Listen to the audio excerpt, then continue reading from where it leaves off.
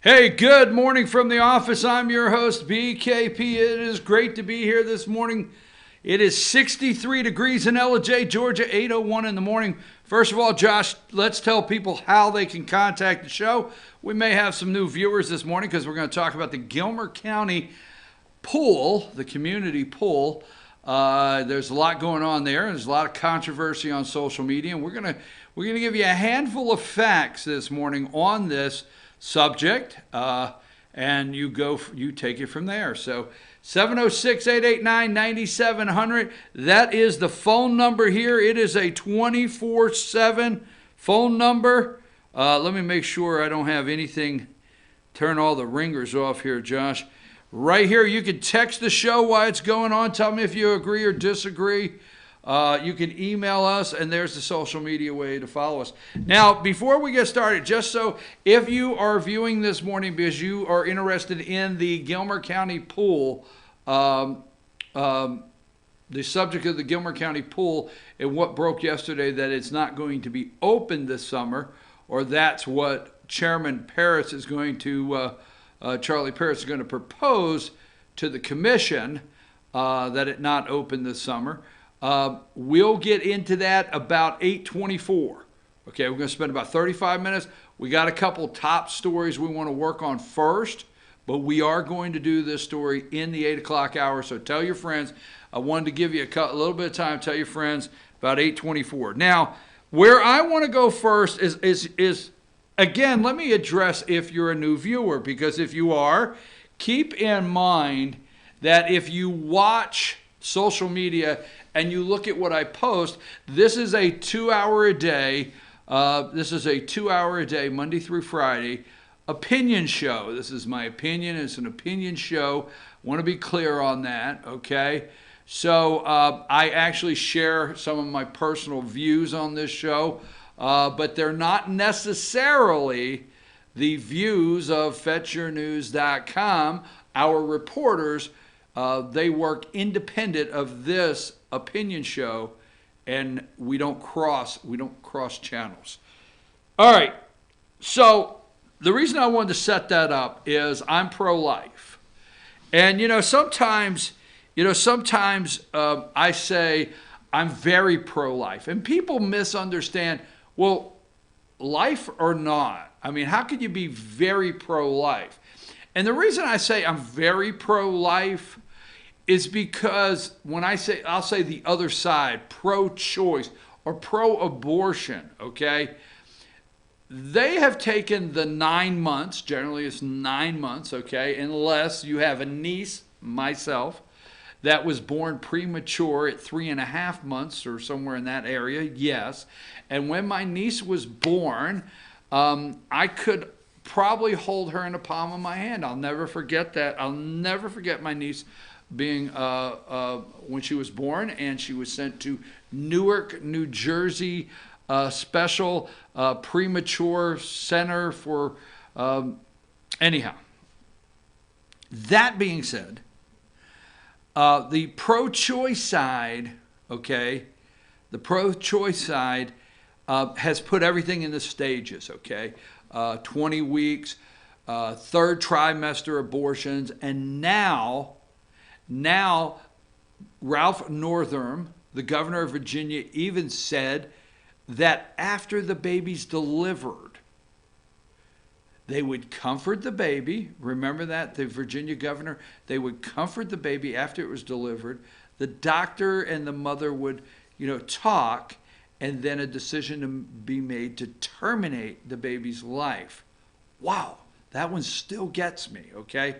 So I'm very pro-life, and I don't want to get, when I say stuck on that, very pro-life. Also, I believe in faith-based adoptions, all right? I believe in faith-based adoptions. We have to get faith-based adoptions back in our states, okay? We just cannot tell Catholic charities, faith-based adoption centers, they will not adopt to same-sex couples, and because of that, states won't allow them to operate. But that's my belief system. Yesterday, let's go with this. Let's go with this right here. And number 5, okay. Now, here is a picture of Governor Brian Kemp. And this one right here, and I'm going to try to do this without getting, I'm serious, tears in my eyes, because here is, and I want to say this just to set this picture up. There is your governor, a pro-life hero, a brave man. Hollywood said no to this. Members of Hollywood, the elite actors, some of them, threatened to pull a $9 billion, I think, $9 billion film industry out of Georgia. There were billions of dollars of business losses the state was threatened with. Now, I just, some networks are going with, Donald Trump and lost $1 billion. Not here today. This one right here, that picture of that man leaning over. Now, the thing about it is the people behind him. Now, I know that's, I think her name's Avetta Scott King, all right, Dr. King's niece, all right, Renee Alterman, I think that's her name, a senator, I'm pretty sure. But let me go to Lieutenant Governor Jeff Duncan, and then you have the governor's wife, and then you have Georgia House Speaker David Ralston. And how that legislation got on that table, Ed Setzer, right, over in Representative Ed Setzer over in Bartow. Is he in Bartow County? I'm not for sure. Ackworth. Thank you, Josh. Good work. So Representative Ed Setzer from Ackworth introduced a bill on the House of Representatives. The Speaker of the House put the bill through committee. That's David Ralston. Took the bill, put it through committee, and brought it to the floor for a vote. Now, for all of the, discussion surrounding Speaker Ralston at this time, he has to bring these bills to the floor for a vote. He's been accused on many bills of, keeping them off the floor and not allowing a vote. But Ralston the Speaker, had to put this on the floor, let the representatives vote on it. It was that big of a deal to the governor of Georgia. And he did. Then it went over to the Senate. Now, the Senate is presided by Lieutenant Governor, looking over Governor Kemp's shoulder there, Lieutenant Governor Jeff Duncan, okay? So when it went over to Senate, the Senate made some minor modifications to the bill. That's what they do. And they passed it. The Lieutenant Governor brought it to the floor there.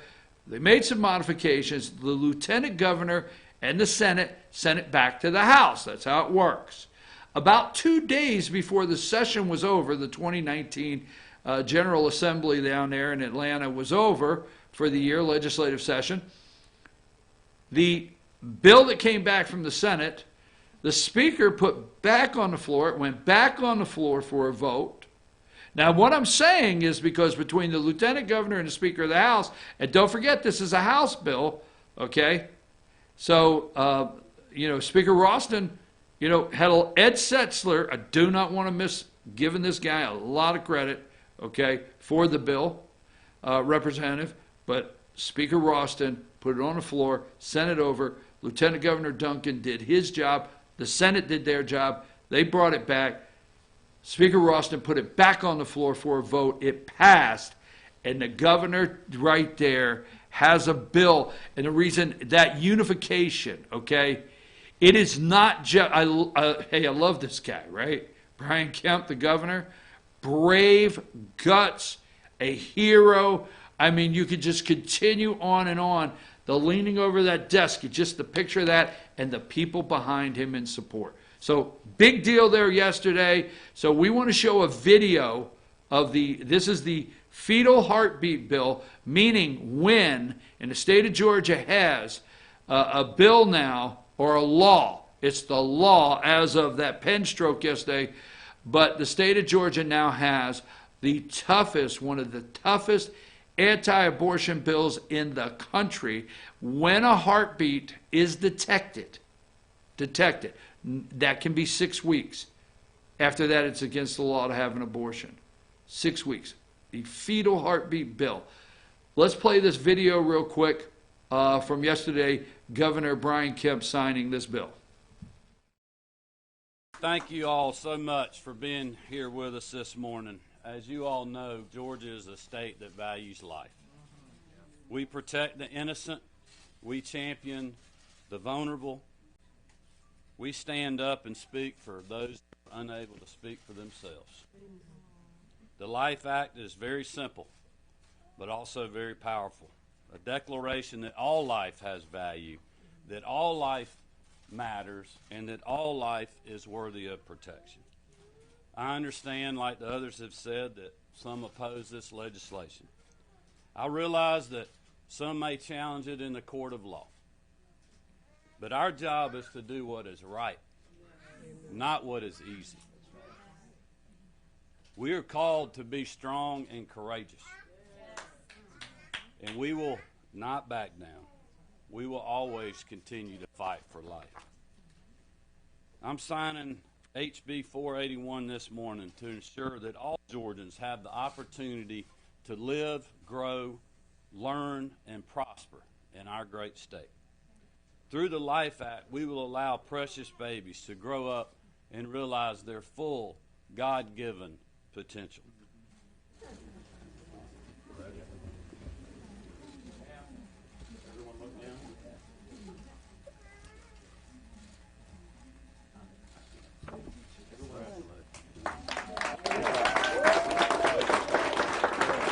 Back to me. I'm sorry, folks, man. I mean,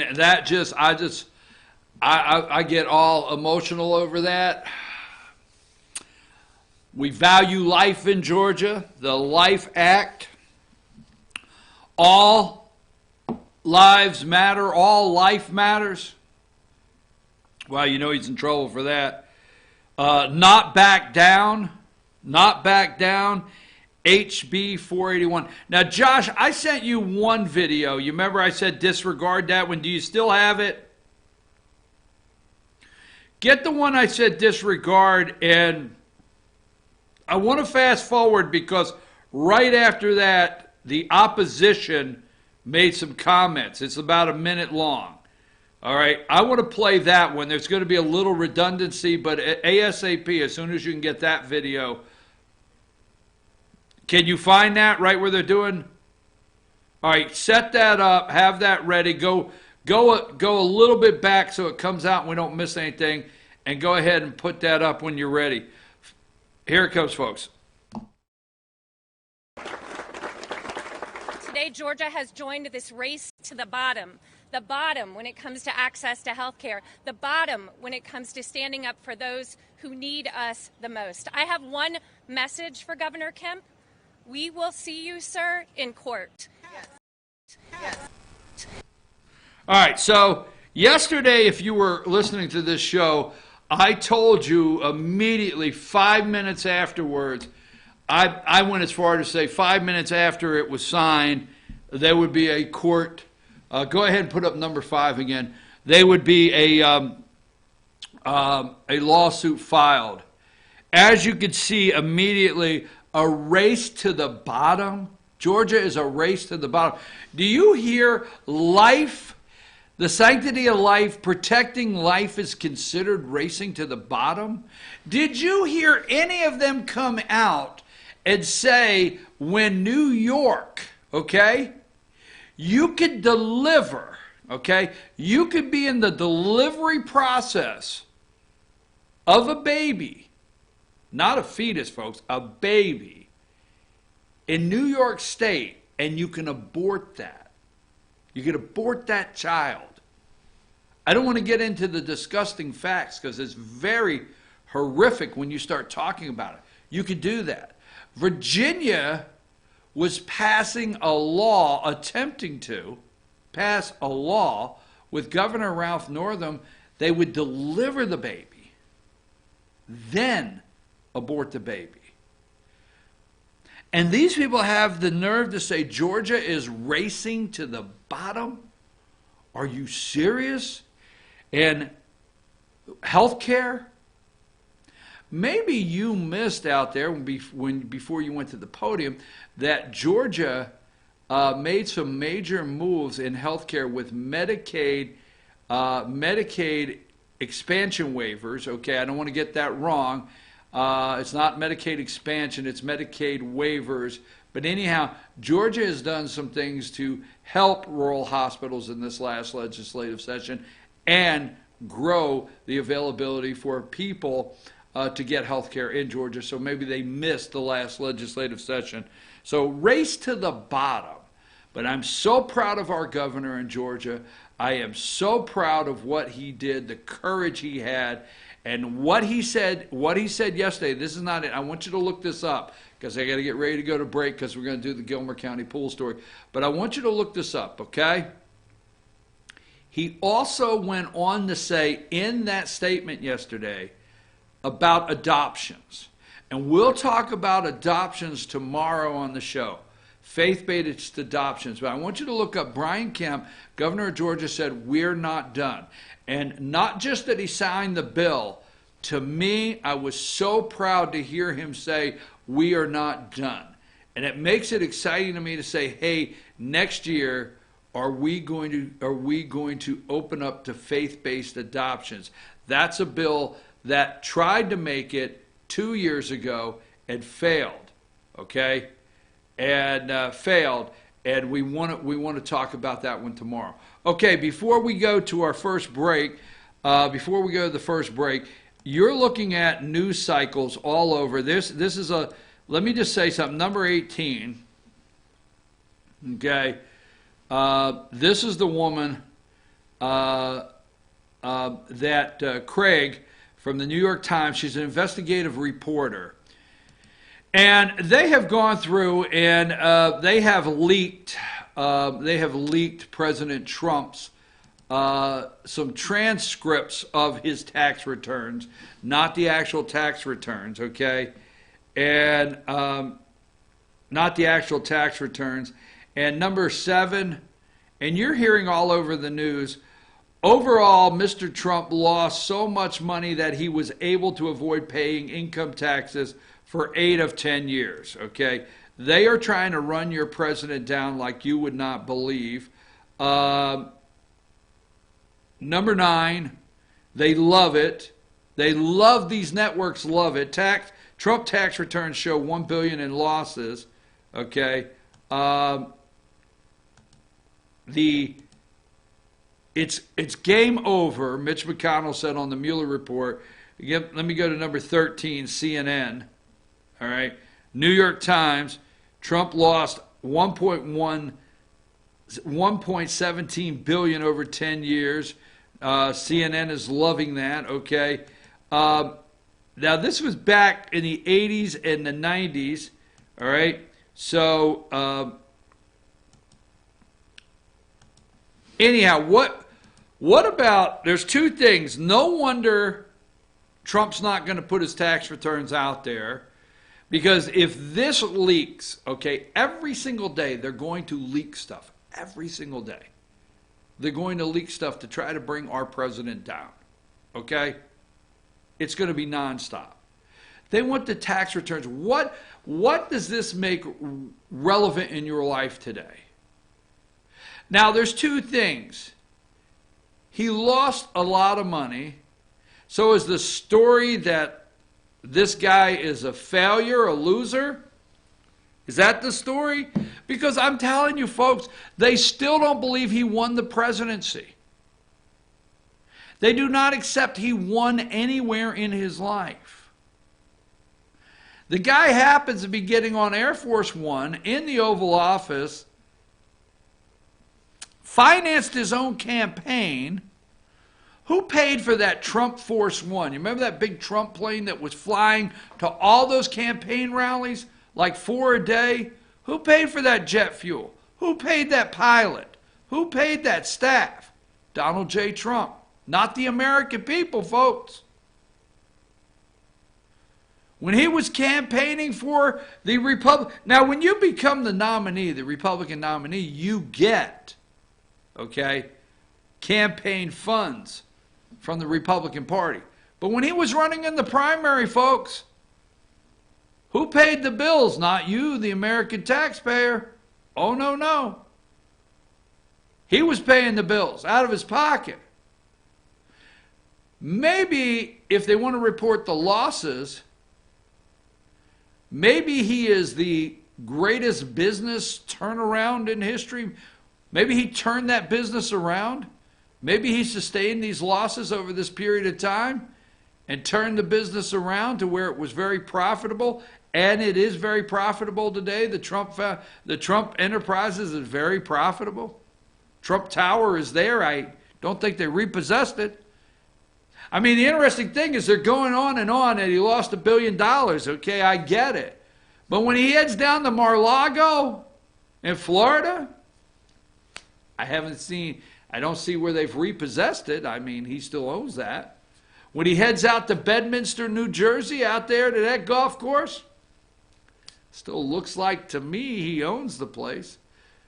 When he goes to Trump Tower, when you go to New York City, Trump Tower, still looks like to me he owns the place. So I think he's been pretty successful. But this is why you cannot have the Mueller report released in full. They want the underlying evidence. They want all the notes to the Mueller report.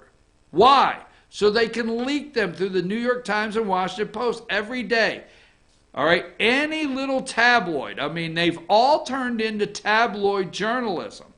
They want to leak something every single day. So, right now, Treasury Secretary, and I'm going to get on with this so I can get to my other story before the 9 o'clock hour. But, okay, Treasury Secretary Steve Mnuchin has pushed back and said, no, you're not getting the president's tax returns. Right? Don't you find it interesting that this broke? I mean, there's always the coincidence of timing in the deep state media. The deep state media is always a coincidence in timing of when stories break. So I find it very interesting that this story breaks surrounding his tax returns. And I will say this, and we're going to move on, okay? When this lady, which an investigative journalist from the New York Times, which helped break the story, number 18, when she was asked this morning on Morning Joe, when she was asked, hey, you know what? What's the chances of us actually getting leaked real tax returns? And she basically said, my words here, but basically said that's coming right around the corner. That's eventually going to happen, okay?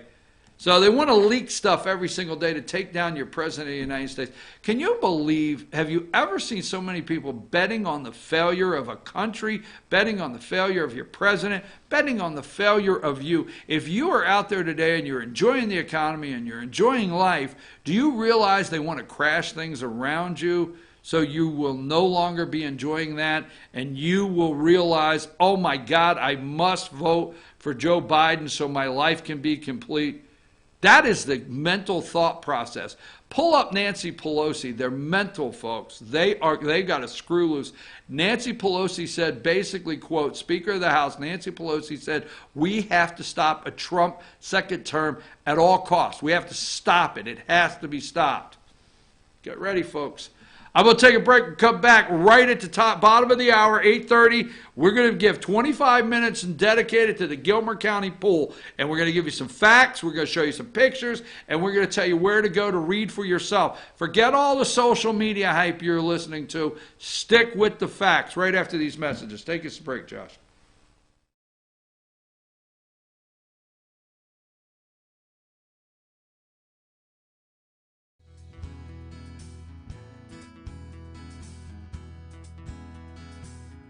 Hello, my name is Chad Watkins. I'm the manager at Larry's Body Shop. We are a family-owned and operated business and have been serving the North Georgia area since 1978. We are located at 1216 Progress Road in LOJ, Georgia. Our shop specializes in collision repair, and we work with all major insurance companies. Larry's Body Shop is ICAR Gold, the highest role of training recognized by the collision repair industry. It is estimated that only 10% of collision shops meet these standards. Our shop consists of state-of-the-art equipment such as laser measurement system, down-drive spray booth, spot and MIG welding equipment. All of our paints are mixed on site so that we can guarantee your paint to match every time. I know that having an accident can be a stressful event. We take pride in making sure our customers are satisfied with the repair of their vehicles. Our waiting area is clean and comfortable with free Wi-Fi and refreshing beverages. So if you're in an accident, stop by and see us at Larry's Body Shop. Ace is your healthful place for paint and home goods, tools, outdoor living, and lawn equipment. But did you know Ace Hardware of Blue Ridge is a little bit more? We have hunting rifles and accessories for your next hunting trip. We have Amish furniture imported directly from Ohio. And we have Ace Custom Woodworks for all your custom wood project needs, from cabinets to artwork. Ace Hardware of Blue Ridge, we have your new house in stock.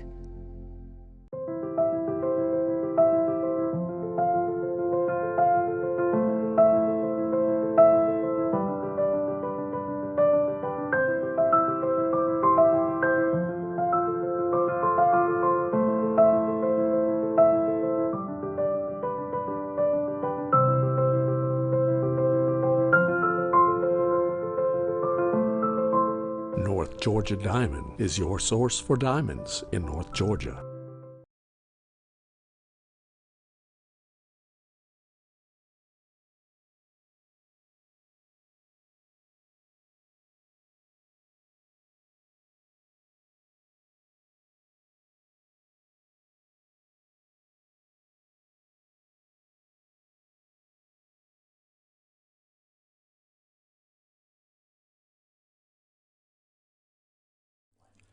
In 1981, Reed Nicholson began selling tires out of an old barn in Mineral Bluff. Little did he know that he had just laid the groundwork for the most trusted names in automotive services in the Blue Ridge area. In 1997, Nicholson Tire Center became what it is today, holding the same values of faith, family, and great customer service. 2 locations to serve you, and the Blue Ridge location is currently expanding to offer fast service and the largest U-Haul provider in Georgia. Nicholson Tire Center, Blue Ridge, and Mineral Bluff. Hi, I'm Rhonda the Mattress Lady, and this is my husband Gary, owners of Mattress Overstocked in LJ next to Walmart. And we want to earn your business. From the time you walk in our door to the time we deliver your new mattress to your door, you will see the difference. Our selection and prices are the best in North Georgia, and customer service is our top priority. So y'all come on in and let us help you find the right mattress at the right price. That's Mattress Overstocked in LJ next to Walmart. Circuit World, with multiple locations to serve you in Murphy and Franklin, North Carolina, Blairsville, Blue Ridge, and LJ, Georgia. Locally owned and operated since 1985. Appliances, electronics, and furniture. Name brand products like LG, Samsung, Dell, Whirlpool, Ashley, Catnapper, and more. No credit check, only 10% down on furniture, and only $10 down on any new lease purchase. Mention FYN10 for your special deal today at Circuit World. Do you feel like healthcare has become too impersonal? 3 times an hour, I'll get you in, I'll get you out. At Lifetime Medical Center, you're more than a number. We get to know you, not just your medical issues. Dr. Alana Kent is board certified in family practice and offers same-day appointments. She and her staff treat conditions from minor to chronic issues. Lifetime Medical Center, convenient to Jasper and Blue Ridge. This may sting a little. Welcome to Mountain Valley Motors. Chrysler, Dodge, Jeep, Ram, and Fiat vehicles available, plus a wide selection of quality used vehicles. Located at 7535 Appalachian Highway in Blue Ridge, we treat the needs of each individual customer with paramount concern. We know that you have high expectations, and as a car dealer, we enjoy the challenge of meeting and exceeding those standards each and every time. Allow us to demonstrate our commitment to excellence. Our experienced sales staff is eager to share its knowledge and enthusiasm with you. We encourage you to browse our online inventory, schedule a test drive, and investigate financing options. Visit us online or call us at 706-516-1053.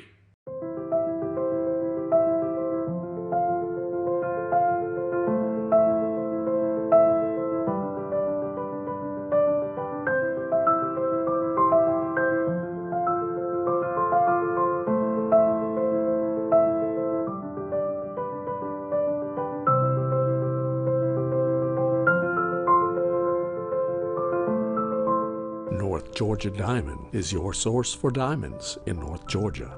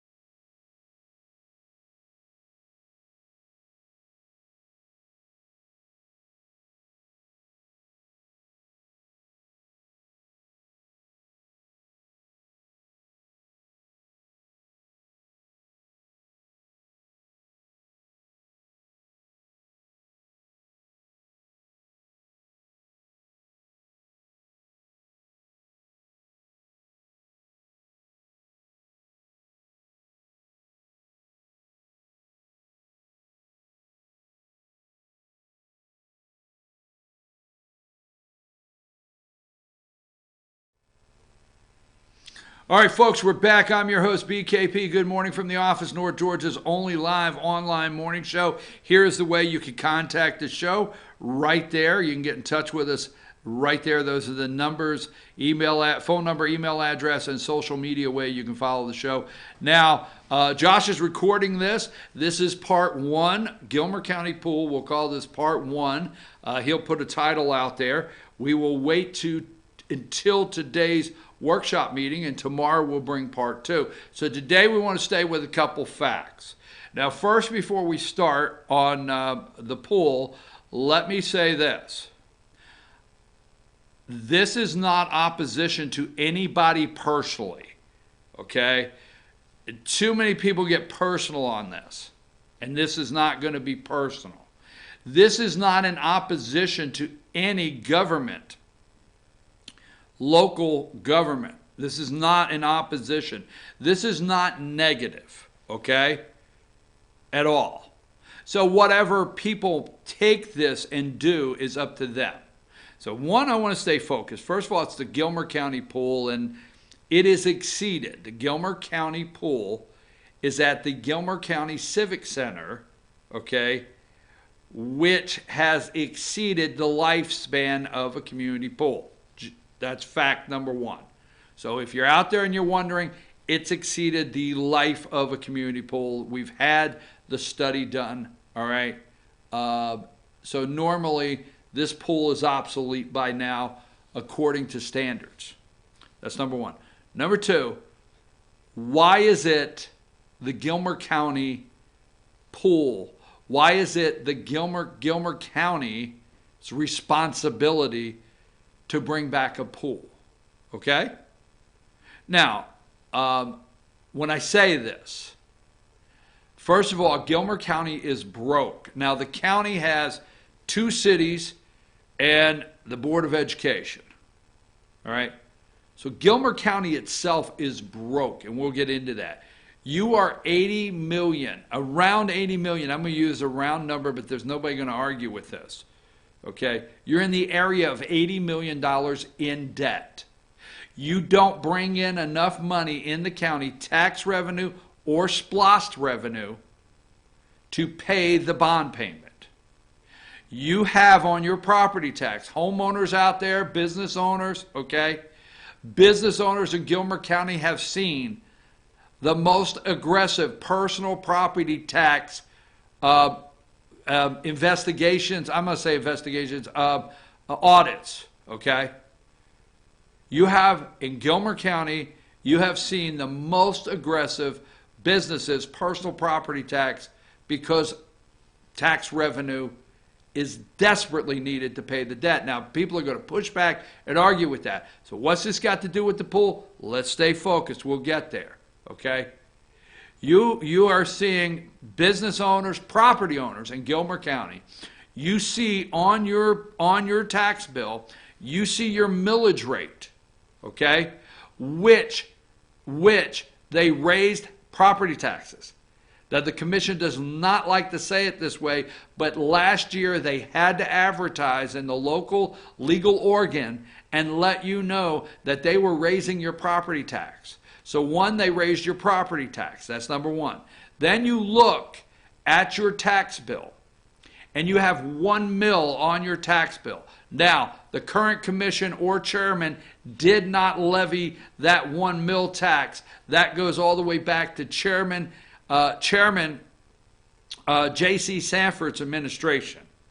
But every year when that tax expires, they renew it. So they didn't levy a new tax, okay? They didn't levy a new tax, but they renew it every year, okay? That's $1 million. Then this commission, minus Carlene Ferguson, she is new, her first year, she was not there. Travis Crouch, Post-Commissioner Travis Crouch, they did raise your taxes $500,000 for the bond payment. So when you look at your property taxes, this is Gilmer County, let's stay focused, okay? You have your millage rate, which they did raise your taxes. You have the $1 million for bond payment, you'll see it. Then you have the other $500,000. So you got $1.5 million over and above your property tax just to pay your bond payment. And you don't bring in enough money to pay all the bills when it comes to that. Or they could alleviate some tax burden on the citizens. So first of all, if we have money to build a pool, do we not have money to alleviate some of the tax burden that we're already experiencing in Gilmer County as property owners? That's number one, okay? Number two, where do we get the money for the pool?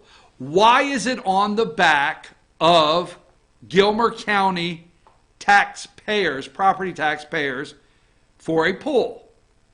A, why not go and ask the city of Ellijay? I got nothing against the city of Ellijay or their people, their city council, their mayor.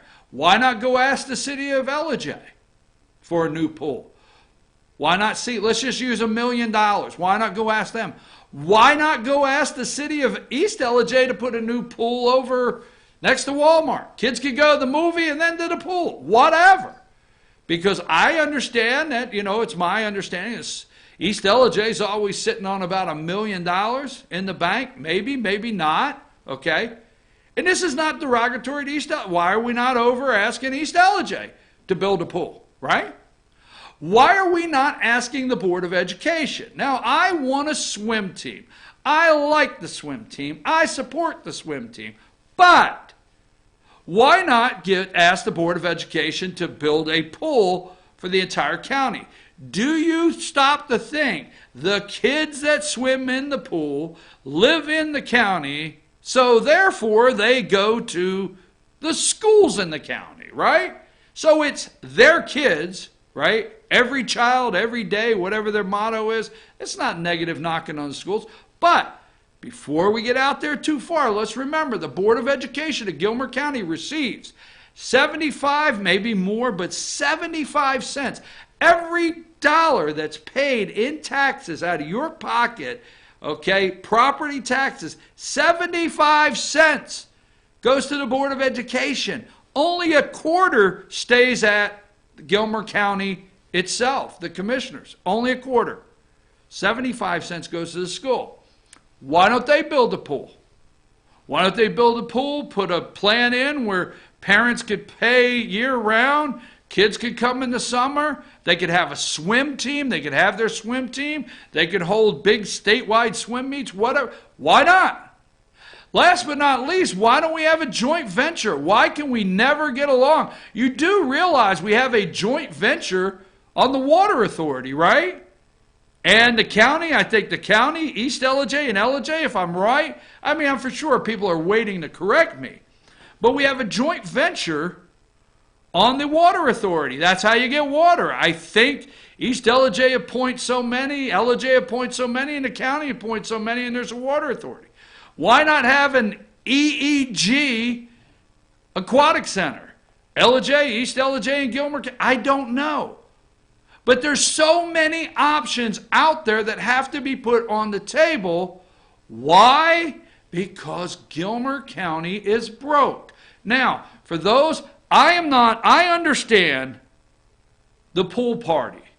I understand your kid's 9 years old. I'm coming from a point at 10 years old. I lived in an area where we had a community pool, and there was a bunch of 10-year-old kids on bicycles, and you would see us, okay, so I get it, okay, I don't want to take a childhood memory away, but quit putting the pressure on the property taxpayers of Gilmer County and the guilt that we are trying to take your childhood memory away for your kids. We're not doing it. We're broke. So I remember where I grew up in Hackettstown, New Jersey, if you must know. There was a bunch of us 10-year-old kids, and you would see us riding our 10-speed bicycles with a towel over our shoulder going to the pool. I got it. I get it, okay? But the purpose of the county, let me say this, okay, because we're staying focused. This is part one. We're staying focused on the pool. The purpose of your county is to provide roads, bridges, and services. Pool's not a service, okay? So you want fire protection, and we're not going to get into how much money was spent on fire protection. Because when you get out there, you're going to say, well, we built 13 fire stations. We'll get into that. While we're talking to pool, we'll open all these envelopes and talk about them, I promise, okay? But the county is to provide essential services. Period. A pool is not one. It is a luxury. Sorry to put it that way.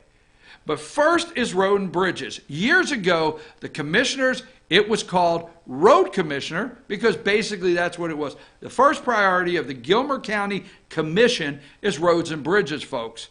And you have a road department, I'll just call it that, that's about $500,000 short of what they need to operate. So before we go putting 300,000, we actually need, all right, I got a note last night. I'm tired of hearing about a bridge. Let me tell you something. Bridge caves in, road washes away, school bus tips over. You won't be thinking about, oh my God, we didn't get a pool and our kids didn't get to dive in the water. You will worry, parents, if we don't maintain our roads. There's a lot of county roads, there's a lot of county dirt roads, and there's a lot of bridges that are a long list. So the priority of the county has to be roads and bridges. Now, the pool, I will get into this, all right? Tomorrow I want to talk about Park and Rec. We're going to open those envelopes. So you're going to want to tune in tomorrow because we're going to talk about Park and Rec and a total rec facility, a recreational facility for the county possibility. But now, if you want to know what's going on with the pool, first of all, the pool will stay closed. Now, apparently, Charlie Paris said, we broke this news on Fetcher News yesterday.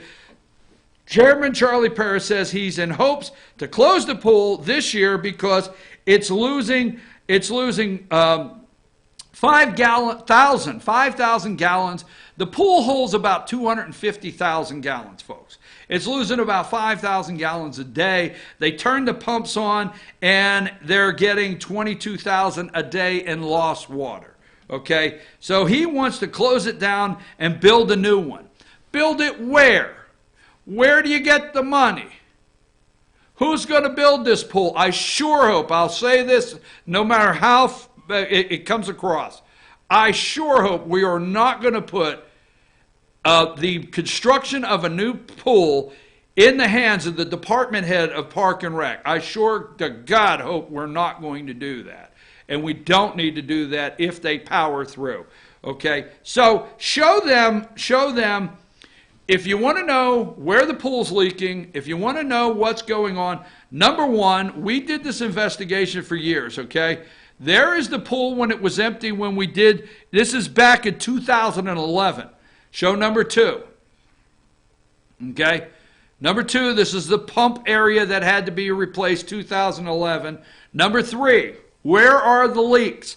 In 2011, we did this here at FetchYourNews.com. I could show you. This is the actual Gilmer County pool. This is CBA, the leak under the main drain. It shows you there, the deep end. And go with number 4.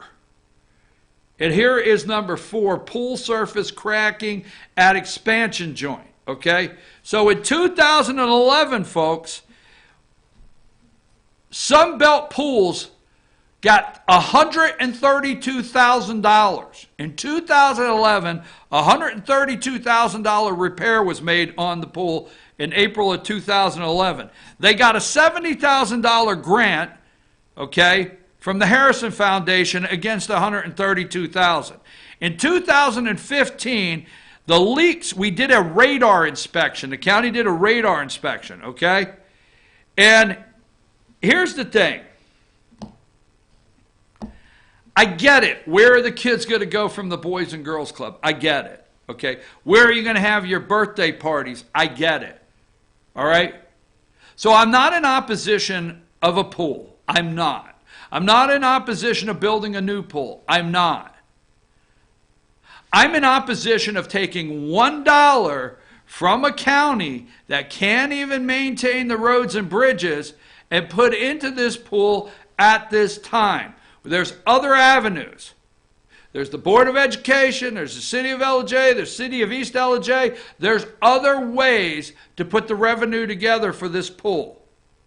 That's what I'm against, of putting this and piling this on the back of Gilmer County taxpayers, property taxpayers, okay? Because we don't have the money. That's what I'm against. And I say against. Because if we have $3,000 out here, $300,000, if we have $300,000, folks, it is time to reduce the taxes at Gilmer County. It's time to reduce property taxes. We have a lot of things. And if you want the details of what I just showed you, here's what you need to do. Let me say it this, I'm sorry to say it this way. If you will go to FetchYourNews.com, you want to know what's going on with the pool? I got it for you. Okay? We have been on this since 2011. All right? Go to FetchYourNews.com, and first of all, you can look at the story today. The pool will stay closed this year. All right? Second, Josh, can you write this on the screen quickly? The second is what's cracking at the Gilmer County pool. If you could do that, what's cracking at the Gilmer County pool, and then Gilmer BOC plans big splash for kids this summer. Okay? So those are the stories, all right?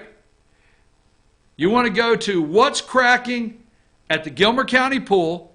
Go to FetchYourNews.com, search this, what's cracking at the Gilmer County pool. You will be able to read every single thing that we've done since 2011 on this pool. Okay? Then if you will go and read, the pool will stay closed this year. Okay? That's the recent one explaining why they're not going to open it. And the last one I want you to go look at FetchYourNews.com is Gilmer BOC plans big splash for kids this summer. FYN has update on pool repair status. So those are 3 stories. If you want the background on the Gilmer County pool, all right, and you can start there. Not social media and all the rumors. Not everybody's opinion on social media, okay? If you do that and start looking at that, we'll come to you tomorrow with part 2 of the Gilmer County pool. Gilmer County pool. Here's the only thing, last but not least. Anybody that goes through this damn, yes, I said damn. Anybody that goes through this damn county and says one damn word about me saying that I don't think the kids should have a pool, they're a damn liar. You got it? Clear. What I'm telling you is you don't have the damn money. That's all I'm telling you. You got it? We'll do number 2 tomorrow. I love all of you folks. You know I do. I really care, right? About what? I don't know. Take us a break, Josh. I'll be back tomorrow with part 2 of this. Right after this break, we got a special surprise, okay?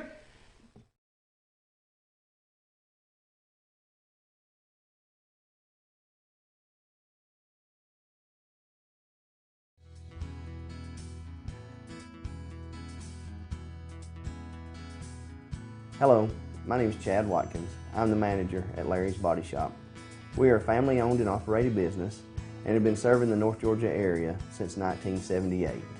We are located at 1216 Progress Road in LJ, Georgia. Our shop specializes in collision repair and we work with all major insurance companies. Larry's Body Shop is ICAR Gold, the highest role of training recognized by the collision repair industry. It is estimated that only 10% of collision shops meet these standards. Our shop consists of state-of-the-art equipment such as laser measurement system, down-drive spray booth, spot and MIG welding equipment. All of our paints are mixed on site so that we can guarantee your paint to match every time. I know that having an accident can be a stressful event. We take pride in making sure our customers are satisfied with the repair of their vehicles. Our waiting area is clean and comfortable with free Wi-Fi and refreshing beverages. So if you're in an accident, stop by and see us at Larry's Body Shop. Ace is your helpful place for paint and home goods, tools, outdoor living, and lawn equipment. But did you know Ace Hardware of Blue Ridge is a little bit more?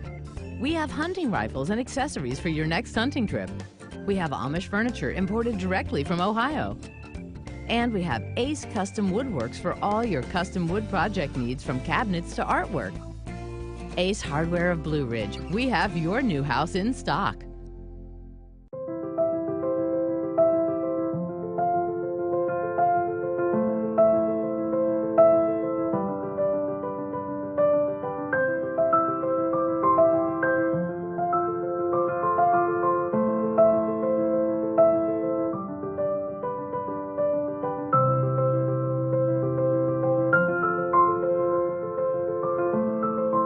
North Georgia Diamond is your source for diamonds in North Georgia.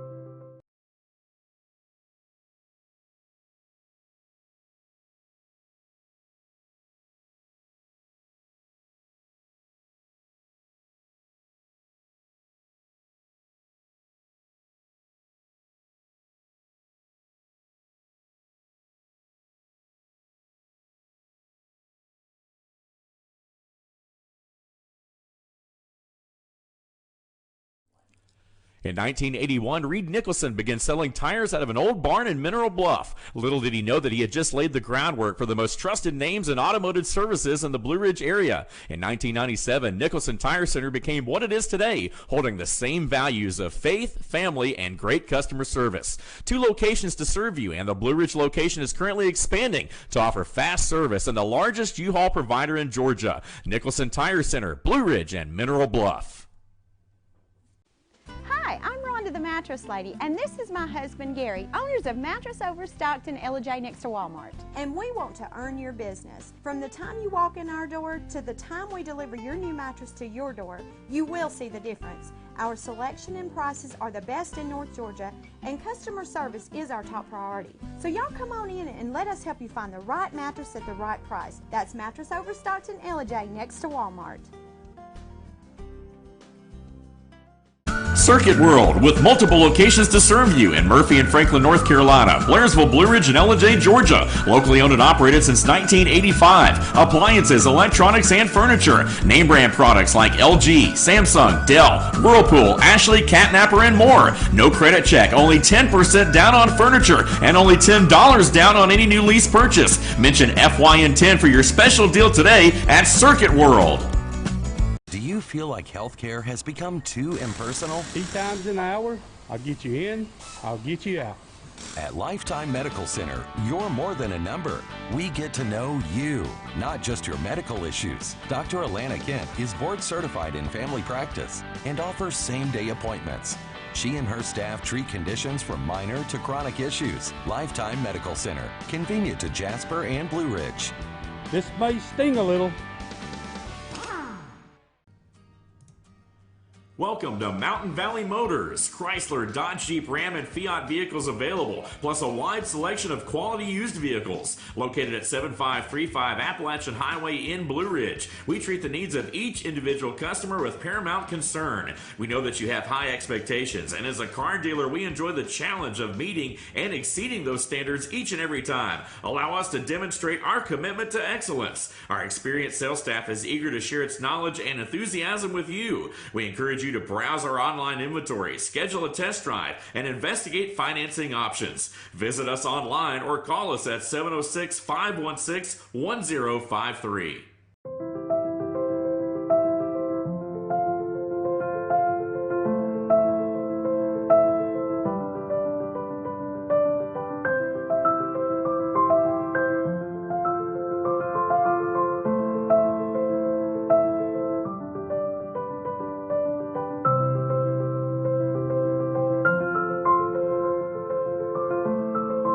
North Georgia Diamond is your source for diamonds in North Georgia.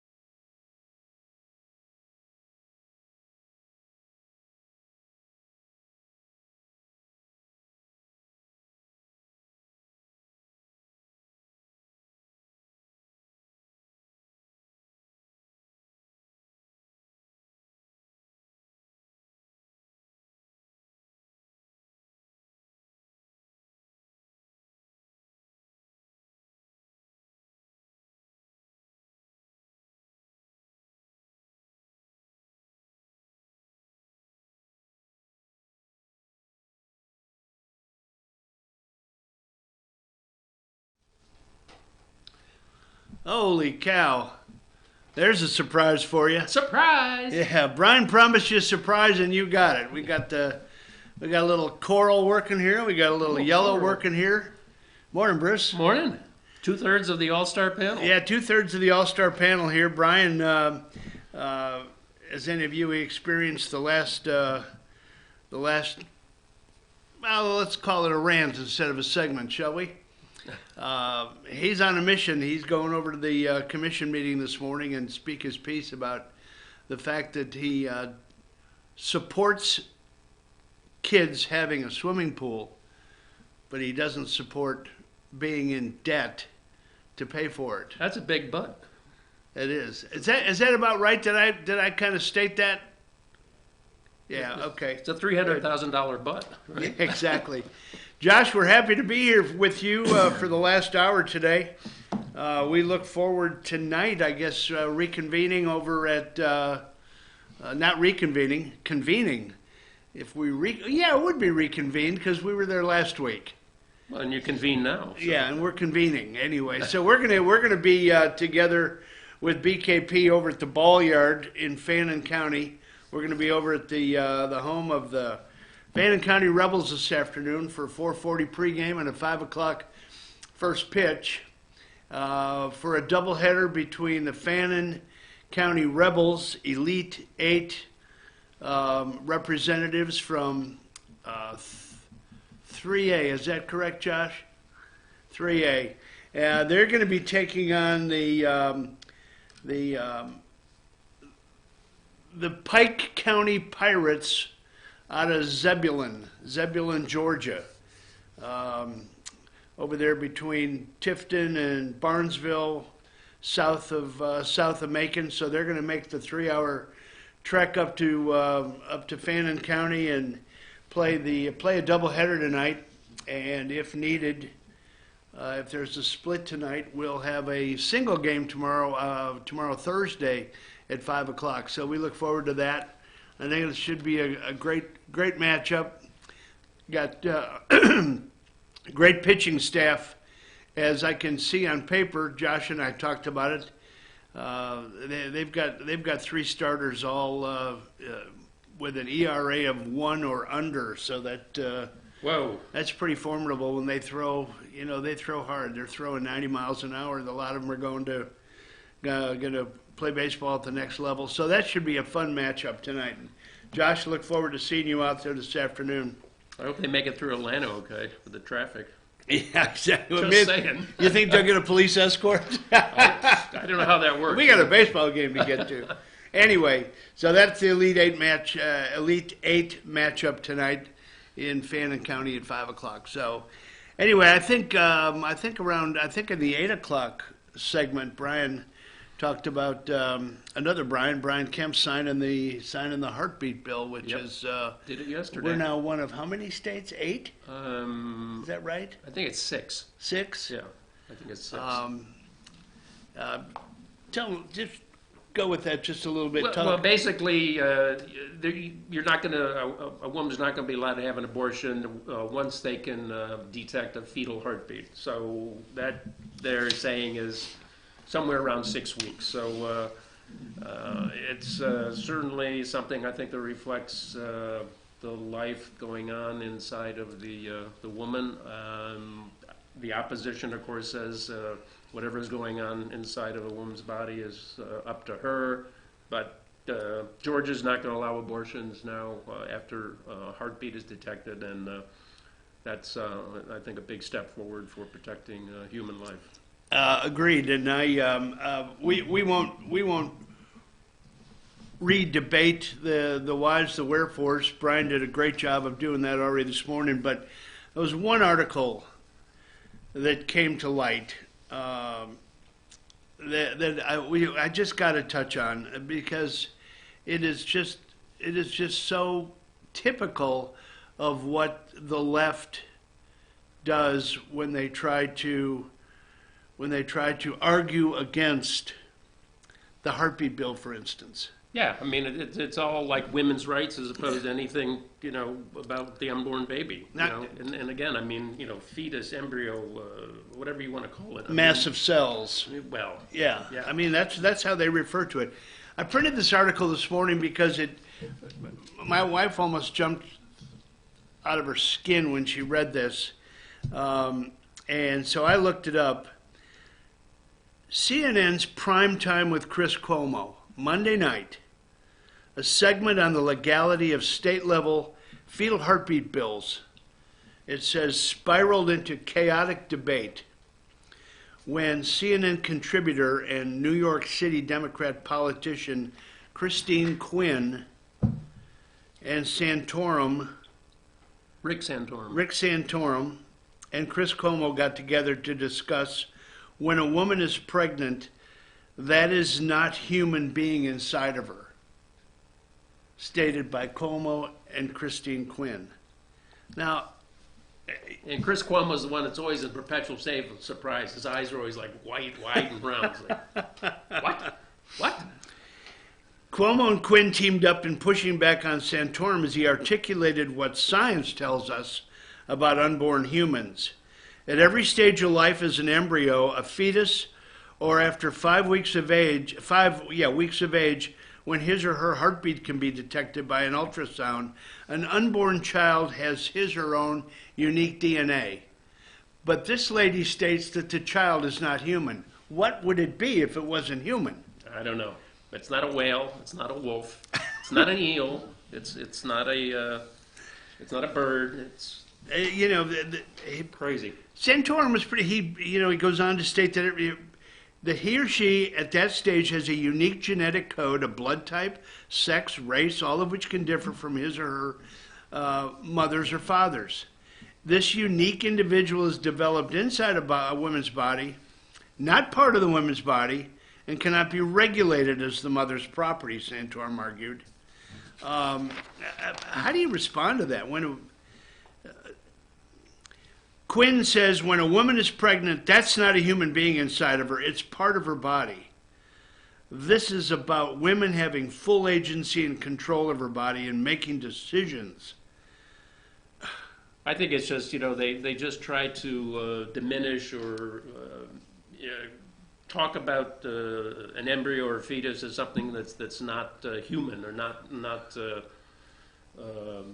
life per se. And it's just, I think they just try to dilute it down and say, oh, no, it's more the woman who got pregnant. It's more about her than it is about the unborn child. Yeah, I mean, they keep coming back with the argument that the right to abortion is just that, the right to kill unborn humans. But pro-abortionists like Quinn and Cuomo find it easier to argue that they're fighting for reproductive rights, even though pro-lifers are not objecting to any woman's right to reproduce.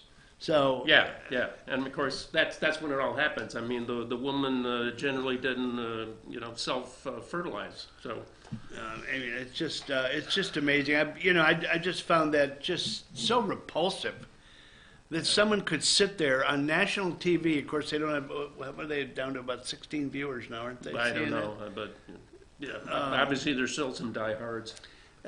It's just amazing to me and diabolical that someone could sit there on a national television and say that it's not a human. Yeah. Well, I mean, that's what the pro-abortion people do. I mean, they cast it in their own terms, and they use terms that they like because they think that basically frames the discussion, and they all say the same thing in pretty much the same words, and it drives the argument. It just drives the whole discussion. So it's women's rights, it's reproductive rights, it's women's control of their bodies, and it's, again, dehumanizing, I think. Well, all right, enough on that. We've got the heartbeat bill in Georgia, and I'm delighted that Governor Kemp had the gumption, had the nerve, had the fulfilled a campaign promise and said, if it's brought to me, I will sign it. Mm-hmm. And by God, he did it. So I think... and to the House and Senate for getting it through. I mean, it was a very tough fight. It was a tough fight. We were there. Yeah. We were there. We were under the Gold Dome with Brian. We met that day with Fannin County resident and Speaker of the House, David Ralston, about this, among other things. And we watched the intensity on the House floor. Yeah. Of debating it, the pros and the cons. I mean, it was intense. It was a hard-fought bill. Yeah. We're delighted, and we'll move on from there. Yeah. What do you want to fill this next segment with? What do you want to talk about? Well, we had talked a little bit about maybe getting into the fact that former President Barack Obama is all upset that he's not getting enough credit for the recovery in the economy. He thinks Trump is taking all the glory, and he's the one who did the real, spade work, as it were. I have a feeling when all of this settles out, there's going to be a lot of stuff that he's not going to be able to take credit for anymore. Hopefully they hang some things on him that he should have taken credit for, and he should be maybe convicted for. But anyway, all right, that's another. There's another segment. Yeah. But we're talking about right now. The other day, Cory Booker appeared in one of his campaign stops. Spartacus, yeah, had another Spartacus moment, telling the American people, telling the potential voters out there that the economic recovery that we're currently experiencing has absolutely nothing to do with any of the things that Donald Trump put in place, but it all evolved from this unbelievable administration headed by former President Obama when he magically came up with the 2009 stimulus package. Stimulus. Were you stimulated? I was not stimulated. Then or now.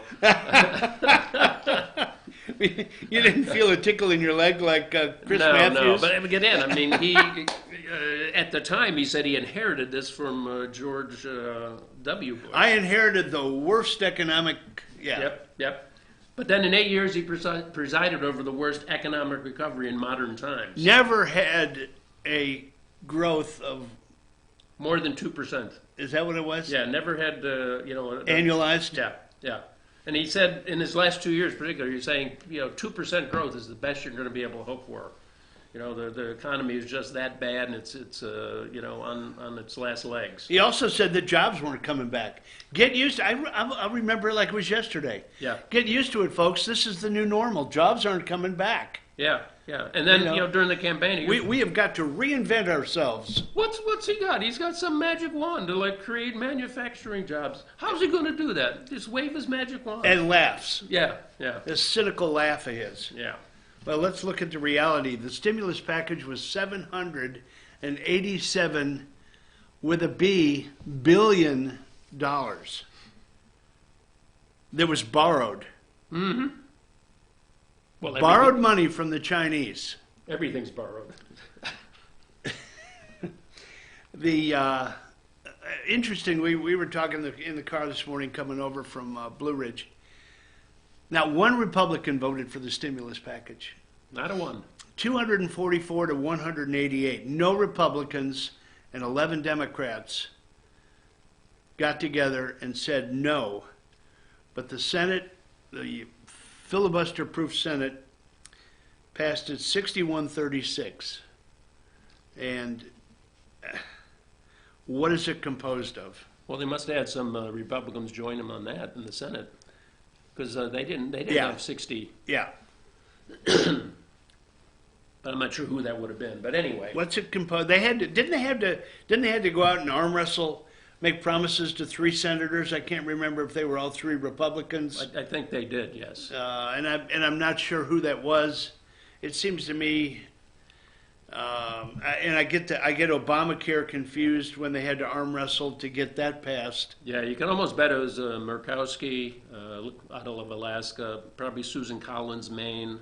I don't know where McCain was on that, Arizona. Yeah. Out to lunch. Well, so yeah, that's probably something we can look at. Maybe we can check that out on Friday. We can have that for you. Yeah, I'm sure that we'll probably touch on that as we recap the week on Friday in the all-star panel. Just a few more tidbits here. Please. I know you have some things, but the rate of GDP growth was decelerating in Barack Obama's last year.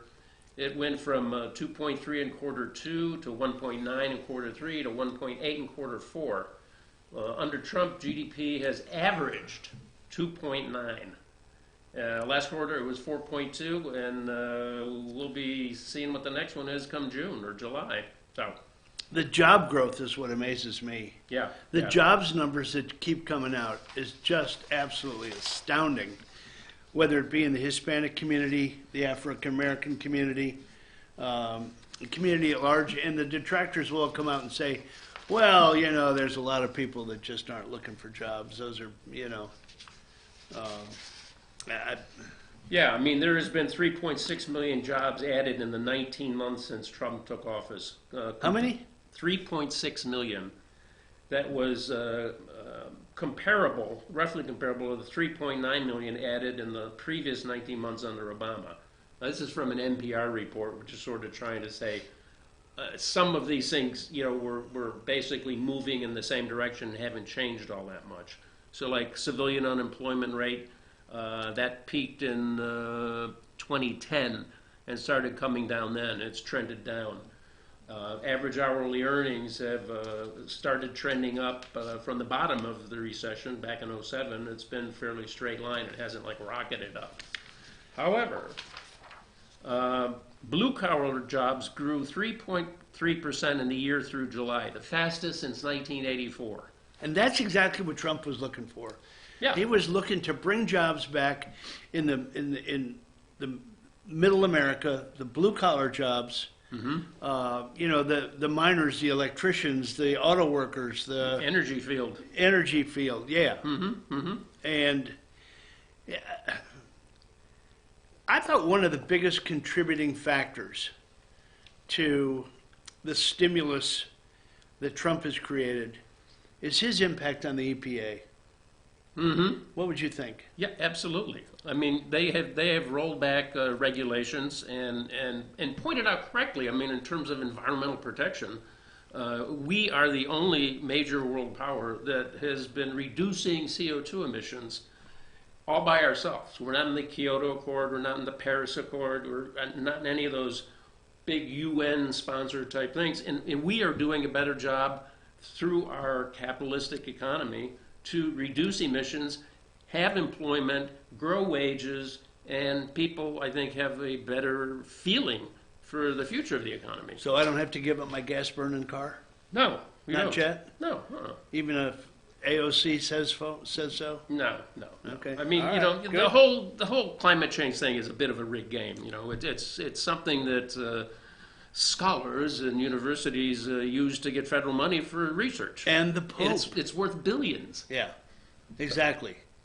When you can dig down into the minutia, any of this stuff, and see what's driving the impetus, what's the motivation behind it, and it's always money, Exactly. power, and money, control and money.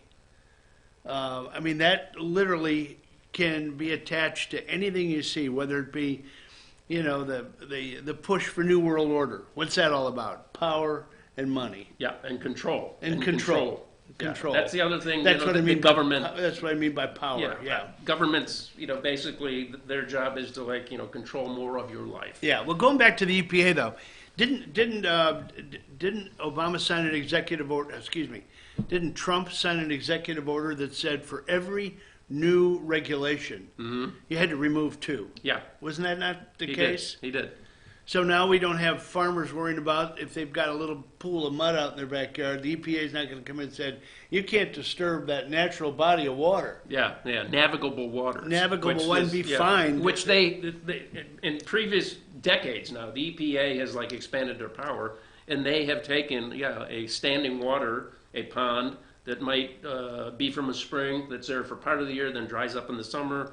I mean, that has been included in the EPA's mandate, according to them, of something that they have to control. I mean, it just, you know, you talk about getting into your face and getting control of your life. I mean, there have been people, farmers and whatnot, developers who have taken this to court and by and large have not been very successful in getting the EPA off their back. I mean, and they come in. And it's cost them a fortune. Oh yeah, they can fine you up to like $25,000 a day. A day. Yeah, that's just amazing. So that, you know, I don't know statistically, but it just seems like it just feels like the lessening of the regulation nation, if you will, has contributed greatly to the surge in the economy. Yeah, and I don't think there's been any quantification of, like, how many regulations have been, held in abeyance or diluted or just struck from the records. But, you know, if you're old enough, you have to understand the EPA only became a cabinet level group in Nixon's administration. Richard Nixon, I think, created the EPA. So I think that was the late 70s, 76, something like that. They haven't been around that long, but I mean, they are now a cabinet department. They're huge. They're huge. I mean, they're so overblown, and it was funny. Billions of dollars in their budget. Billions. Yeah, and it was funny to see. And, like, you can't live without them. To see the reaction by the EPA employees when Trump took office. There was literally crying and gnashing of teeth. People couldn't do their job. They were so afraid of all this hard work that they've done is going to be unwound, and they were going to have to look for jobs. They have to look for real jobs in the private sector, maybe, instead of these government push jobs where all they can do is sit around all day and figure out what kind of a regulation can we impose so that we can keep this massive empire growing. Yeah, and you have to remember that government employees used to be below private sector employees, both in current wages and retirement and all that. And why was that? Why was that? Because there was a sacrifice that you would make to get job security. Mm-hmm. That ought to tell you something. Mm-hmm. Not performance, folks, but job security. Exactly. So you were willing to take a little less money to get government health care. You were willing to take a little bit less money. Was and is gold plated still. Yeah, for job security and kind of a, okay, if I put up with this, I can get my 20 and then get my government pension. Mm-hmm. And a lot of them do their 20, get their pension, then go and jump over to the private sector that they had been regulating or working with, and then they, do another 15 years at a really high salary, and life is nice. It's just like the IRS. I mean, another overbloated agency. Overbloated. Look at the people that come out and they start these businesses. Well, I used to be an IRS guy, and I know what the rules are, and I can help you out of your tax problem. I mean, that's typical of what happens. But then you've seen those tests where they give 10 different IRS offices the same exact return and say, okay, calculate the tax. Yeah, let's see. And hardly ever do any two of them agree on the final tax. Exactly. So, I mean, they're a little loose in their jobs. That's right. Harvey, we better send this one to Lois Lerner. This looks like it might be a right-wing group. Oh, we're going to put that in the meat grinder. Boy. What else we got on... Well, getting back to the economy, I mean, one of the other things is, the mainstream media on the left has said, well, it's just created such a bad feeling that, like, the workers are, hardly getting anything, although wage growth is definitely up. The numbers prove it. The percentage, I believe, at the mid-level, excuse me for interrupting, I believe is double in terms of percentage over the what they refer to as the elite. Yeah, the high wage earners. Yeah, middle income, blue collar, if you will, workers, the ones we've talked about before, are getting wage increases that are 3.5%, 4%, which for a number of years, particularly during the recession recovery, were stagnant. So I mean, there's an improvement there, but. Business investment, one of the things that with the tax cuts and with the deregulation and just with the feeling of confidence in the future, business people like to have a long runway. They like to know what is going to be affecting them 3-5 years out. And with the Obama recovery, it was, QE1, QE2, QE3, TERP, all these different acronym for the programs, the shovel-ready jobs and all this sort of stuff. But businesses were basically just holding back. What's next? What's next? I think with Trump, the runway is opened up. There's light on it. It's long. So business investment is up more than $300 billion just since 2016. So structures, equipment. Businesses are investing and buying and doing things that they were not doing. Because they're able to see that there is a light at the end of the tunnel. They're able to look 5 years down the road, and they know that if they sign up and they buy all this stuff, they're gonna be able to take their tax benefits and exactly. You know what I'm talking about. Yeah. I mean, all the things in the tax bill that are designed to help businesses and small businesses. They're going to be able to depreciate things quicker. They're going to be able to, get investment credits and things like that. So, small business optimism is near a record high, second only to July of '83. Percent reporting now is a good time to expand businesses. It's up over 30%. So, I mean, there's just a whole lot of good numbers. And to kind of put a bow on this thing, wouldn't it be amazing the progress that we could have been making over the last 19 months up to 2 years if we had support from the left? Instead of doing this dog and pony show, let's get Trump, let's see if we can impeach him, if they would have supported some of the initiatives that were sound, it just would be mind-boggling where we would be today. And I just don't understand how people don't look at that and say, you know what? It's like when Trump walked into the room when he had that group of young, bright Afro Americans in the White House, and he walked in and he said, "What do you got to lose?" And they all had. I'm going to say it again. Yeah. What have you got to lose? What have you got to lose? What have they done for me lately?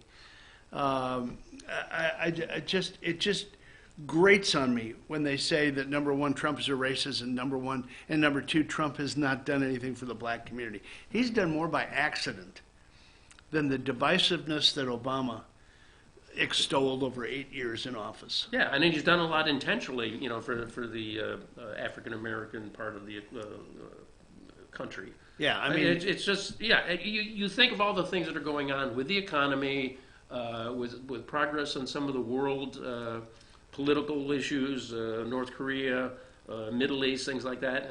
There'll be people on both sides that say, you know, it's not that much of an improvement, but I mean, he has at least gotten us to have some dialogue that wasn't going on, and all this is going on in the economy, and you know, again, most people say, you know, that things are much better than they were under Obama. You know, the Wall Street Journal did a study, and then 90% said Trump tax cuts would accelerate growth. So, I mean, that's good. But that's all going on, and all this other political stuff is going on the side. Right. I mean, you know, you have politicians who aren't doing their job. They're not representing their constituents. They're on this jihad to get get him thrown out. Yeah. It's really astounding. I mean, the record, given what he's having to deal with. I mean, the press is against him. The entertainment industry is against him. The whole Democratic Party is against him. I mean, the only people that you know are for him are the people that elected him. And that just happens to be a few more people that put the Electoral College to work like it's supposed to work and put Trump in office. Anyway, we've been rambling on here for about 30 minutes or so, so it's probably a good time for Bruce and myself to take a little break here, pay a little homage to the people that make this this all possible. Our valued sponsors out there. We're going to be back for another half hour.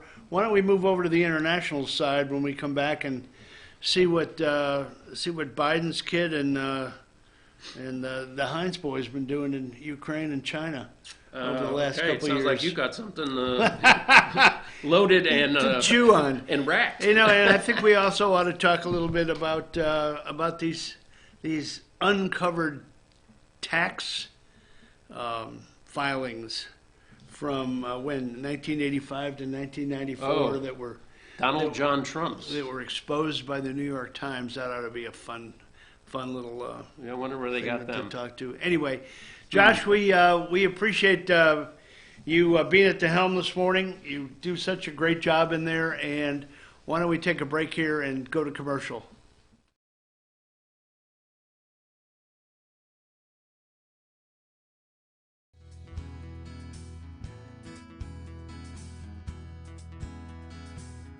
Hello, my name is Chad Watkins. I'm the manager at Larry's Body Shop. We are a family-owned and operated business and have been serving the North Georgia area since 1978. We are located at 1216 Progress Road in LJ, Georgia. Our shop specializes in collision repair, and we work with all major insurance companies. Larry's Body Shop is ICAR Gold, the highest role of training recognized by the collision repair industry. It is estimated that only 10% of collision shops meet these standards. Our shop consists of state-of-the-art equipment such as laser measurement system, down-drive spray booth, spot and MIG welding equipment. All of our paints are mixed on-site so that we can guarantee your paint to match every time. I know that having an accident can be a stressful event. We take pride in making sure our customers are satisfied with the repair of their vehicles. Our waiting area is clean and comfortable with free Wi-Fi and refreshing beverages. So if you're in an accident, stop by and see us at Larry's Body Shop. Ace is your healthful place for paint and home goods, tools, outdoor living, and lawn equipment. But did you know Ace Hardware of Blue Ridge is a little bit more? We have hunting rifles and accessories for your next hunting trip. We have Amish furniture imported directly from Ohio. And we have Ace Custom Woodworks for all your custom wood project needs, from cabinets to artwork. Ace Hardware of Blue Ridge. We have your new house in stock.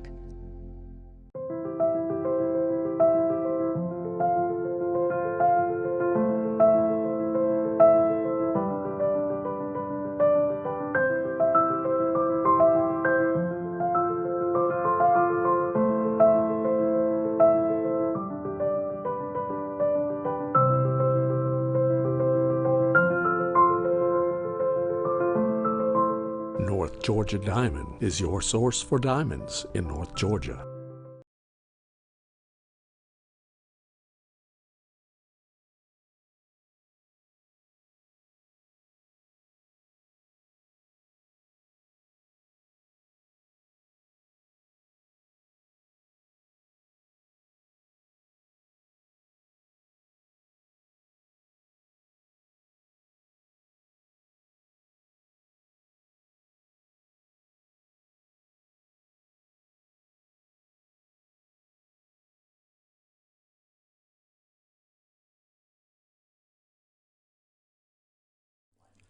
In 1981, Reed Nicholson began selling tires out of an old barn in Mineral Bluff. Little did he know that he had just laid the groundwork for the most trusted names in automotive services in the Blue Ridge area. In 1997, Nicholson Tire Center became what it is today, holding the same values of faith, family, and great customer service. 2 locations to serve you, and the Blue Ridge location is currently expanding to offer fast service and the largest U-Haul provider in Georgia. Nicholson Tire Center, Blue Ridge, and Mineral Bluff. Hi, I'm Rhonda the Mattress Lady, and this is my husband Gary, owners of Mattress Overstocked in J next to Walmart. And we want to earn your business. From the time you walk in our door to the time we deliver your new mattress to your door, you will see the difference. Our selection and prices are the best in North Georgia, and customer service is our top priority. So y'all come on in and let us help you find the right mattress at the right price. That's Mattress Overstocked in J next to Walmart. Circuit World, with multiple locations to serve you in Murphy and Franklin, North Carolina, Blairsville, Blue Ridge, and J, Georgia. Locally owned and operated since 1985. Appliances, electronics, and furniture. Name brand products like LG, Samsung, Dell, Whirlpool, Ashley, Catnapper, and more. No credit check, only 10% down on furniture, and only $10 down on any new lease purchase. Mention FYN10 for your special deal today at Circuit World. Do you feel like healthcare has become too impersonal? 3 times an hour, I'll get you in, I'll get you out. At Lifetime Medical Center, you're more than a number.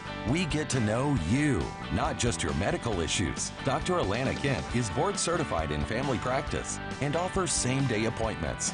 She and her staff treat conditions from minor to chronic issues. Lifetime Medical Center, convenient to Jasper and Blue Ridge. This may sting a little. Welcome to Mountain Valley Motors. Chrysler, Dodge, Jeep, Ram, and Fiat vehicles available, plus a wide selection of quality used vehicles. Located at 7535 Appalachian Highway in Blue Ridge, we treat the needs of each individual customer with paramount concern. We know that you have high expectations, and as a car dealer, we enjoy the challenge of meeting and exceeding those standards each and every time. Allow us to demonstrate our commitment to excellence. Our experienced sales staff is eager to share its knowledge and enthusiasm with you. We encourage you to browse our online inventory, schedule a test drive, and investigate financing options. Visit us online or call us at 706-516-1053.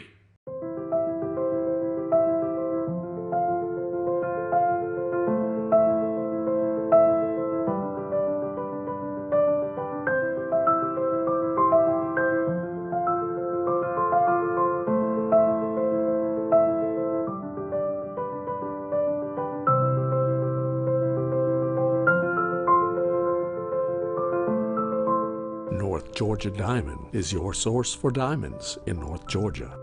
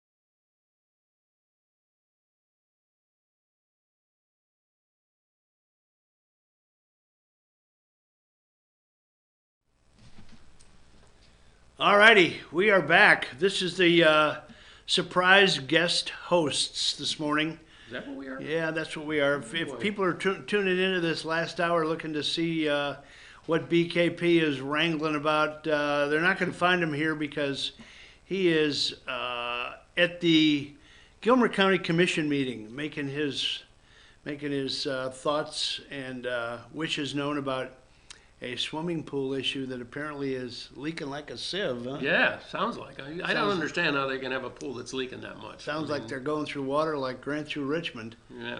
But anyway, we're glad to be here. We are part of the All-Star panel. We'll be at Circuit World on Friday morning. Or are we going to jump to Sycamore this week? Well, that's a good question. Weather permitting.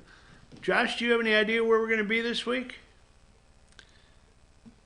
I think it's supposed to be Sycamore. It just depends on the weather. You think it is Sycamore? I think we're supposed to have a little bit of tough weather moving in Thursday night and into Friday. So rain for the past month. Yeah, so to be determined. Yeah, to be determined. But regardless where we are, we will be right here on FYN TV in the 8:45 hour. Yep. After Ask the Doc with Doc Whaley, brought to you by Northside Cancer Specialists.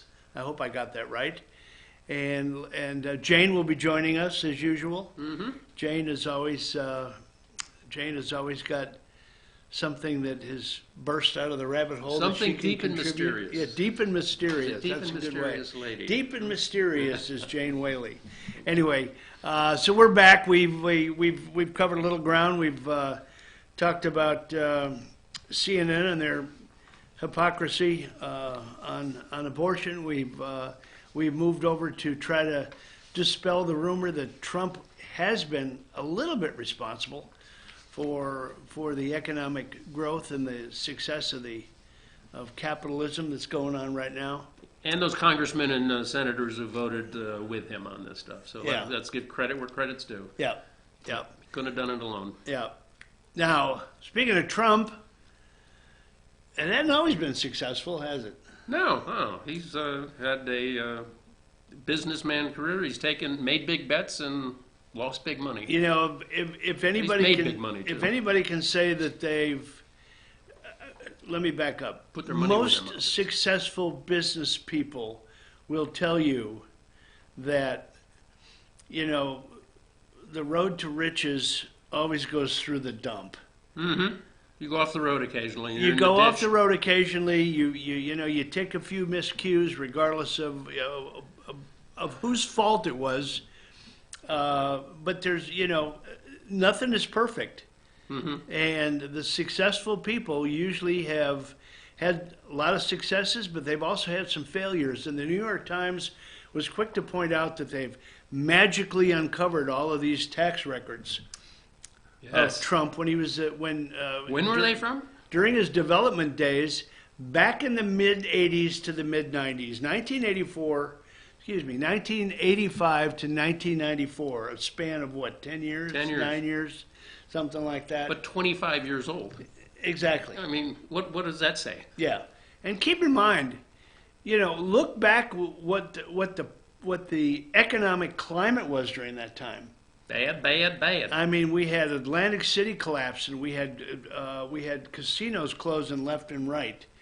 And this is the real estate sector, which Donald Trump is, that's up where to his that's neck in. Exactly. That's what he does. From the time that his dad, gave him some dough to kickstart his own business, he's won some and he's lost some. Right now, he's on a winning streak. It's almost like the real estate business is almost like gambling in some respects.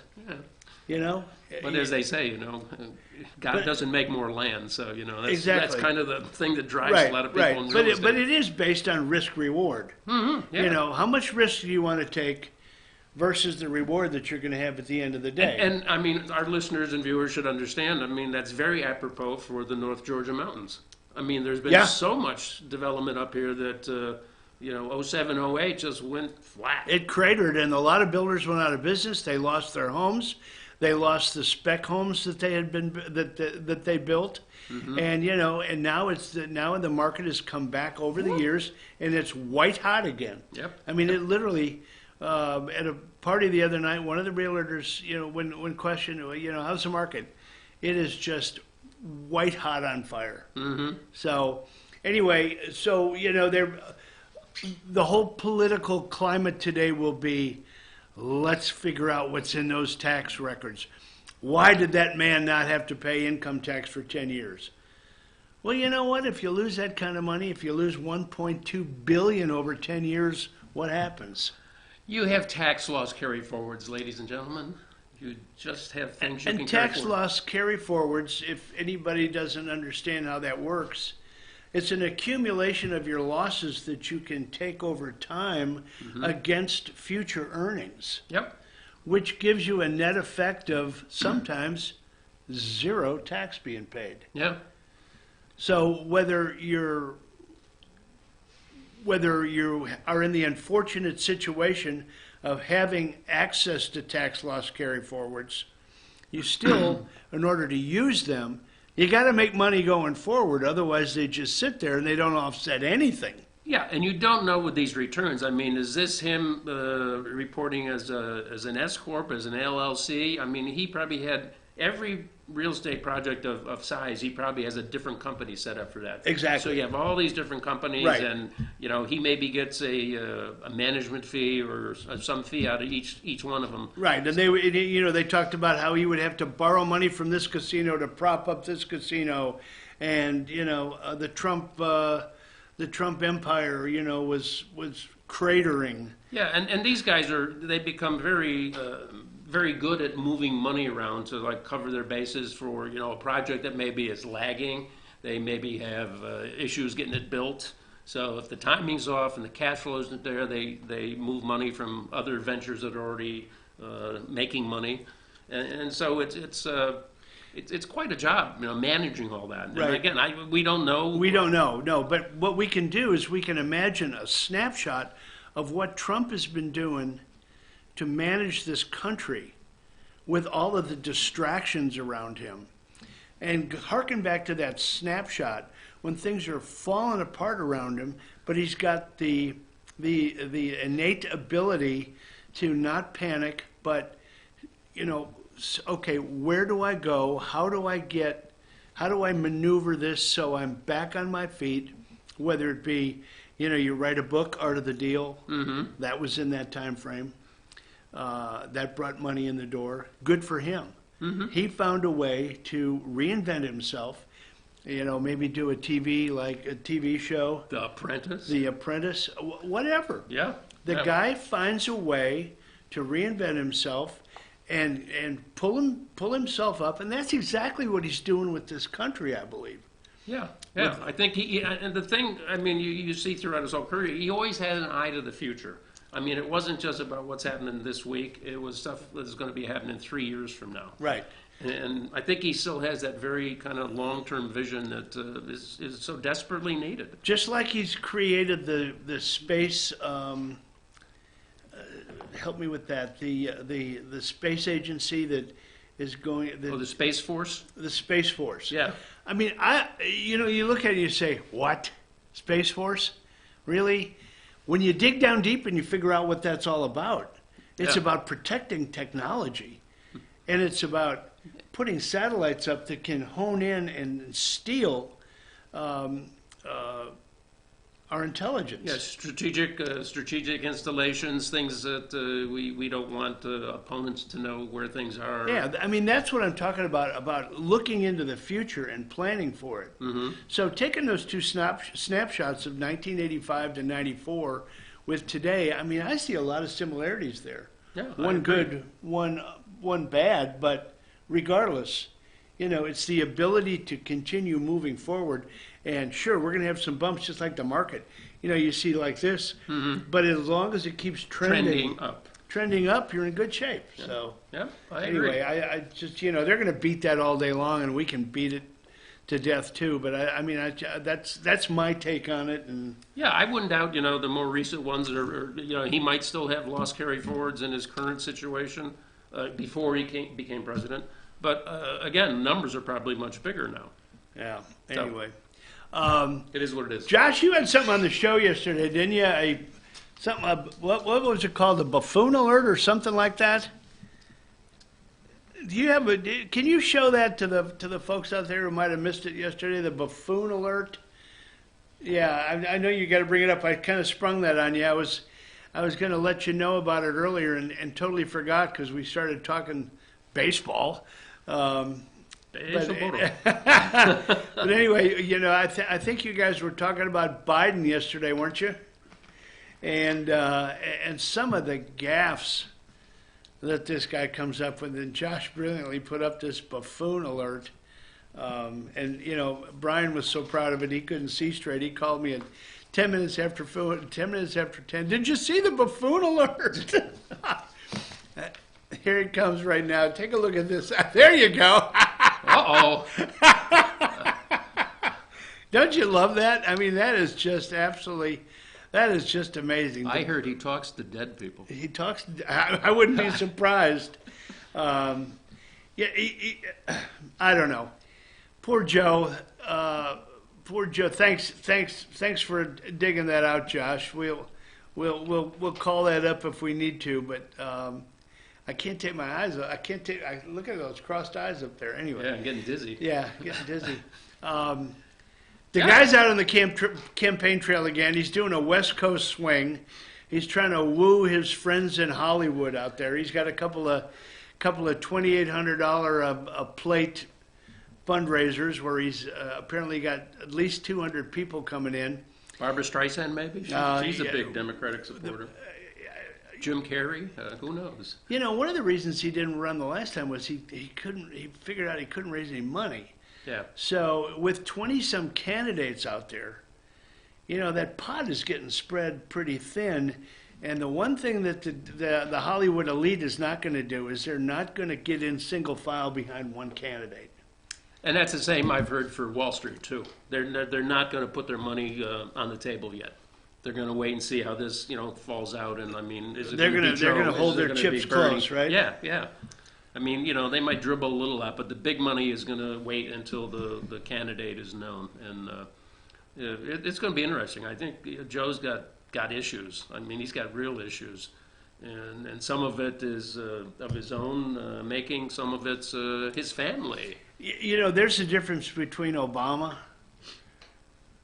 and Hillary, and Obama and Biden. Hillary has a past. Mm-hmm. Biden has a past. Mm-hmm. They've got sound bites. They've got. Obama has a past too. We just don't know it. Exactly. He was the Manchurian candidate. Exactly. And you know, we could do community organizer out of nowhere. We could do a whole segment on voted president most of the time in the Brian Illinois would Senate. say, you know, the limo pulled up on the corner and said, "Yo, get in here. We want to tell you it's your turn now." Mm-hmm. And here's what we're going to do. We're going to hide all your college records. We're going to, we're going to expunge everything. Yeah, including everything's your sealed. kids' birth Everything records. is sealed. Right. All his collegiate records. Right. Yeah. The problem that Hillary had, and the problem that Biden will have again, is he's got a past. He's spent his entire career inside the Beltway with the Washington elite. And he's going to have to answer for some of the positions that he's taken over time, whether it be the Anita Hill hearing, which has already, wrung him out. The View turned him up inside and out when he thought he was going to come into a friendly den. And I think the biggest thing that is going to haunt him, one of the bigger things that's going to haunt him, is the relationship that he has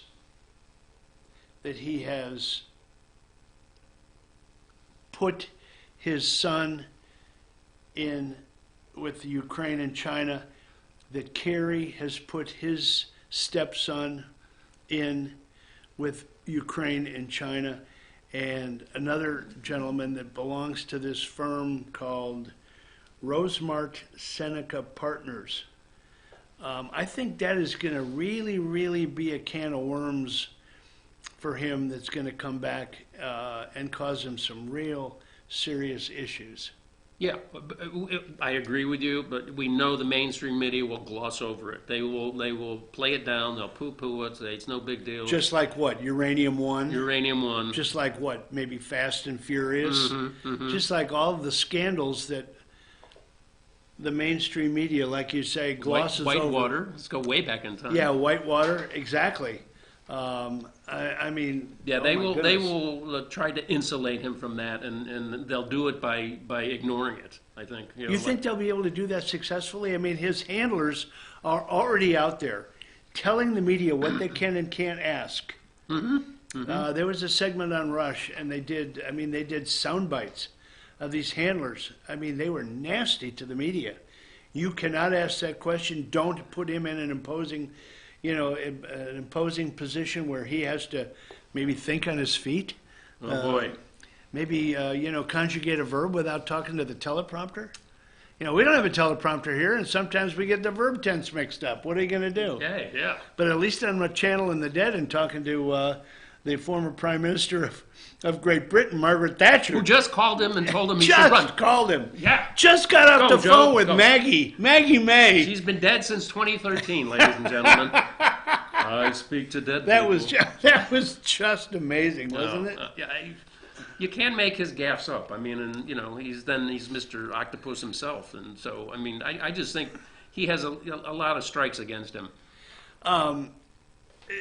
On a serious note, and I'm not poking fun, I would never, ever poke fun at somebody's a malady that they might have suffered, something that may be going on. But I truly believe that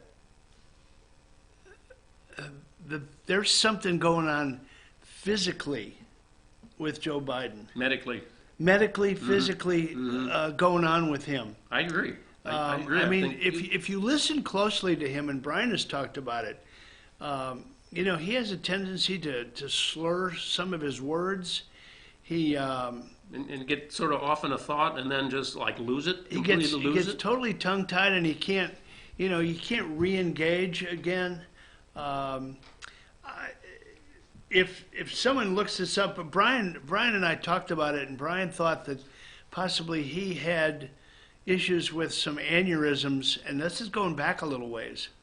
But now, I don't know. Believe me, I'm not alleging anything.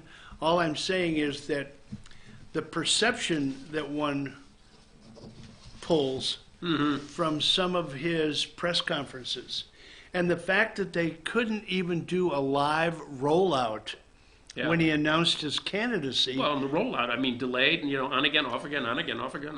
But they put it into a well-manufactured, well-produced, well-scripted, video piece, so that he wouldn't go off message, so that he wouldn't screw it up, so they wouldn't have to do, a retake. But then when he, came out with the firefighters, he started stuttering and stopping and losing his track, and it wasn't a bravissimo performance by any stretch. And there's been more.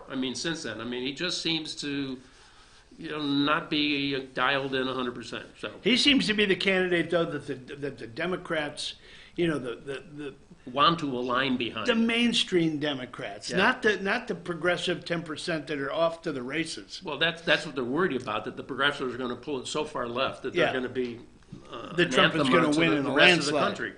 So that's why they're kind of lining up behind Biden. But anyway, pie in the sky aspirational stuff that you shouldn't give it the time of a day, and it goes on for weeks and weeks and weeks. The Green New Deal and Medicare for all, and now what? Cory Booker wants to do a gun registry. Oh, that's going to go over big. Yeah,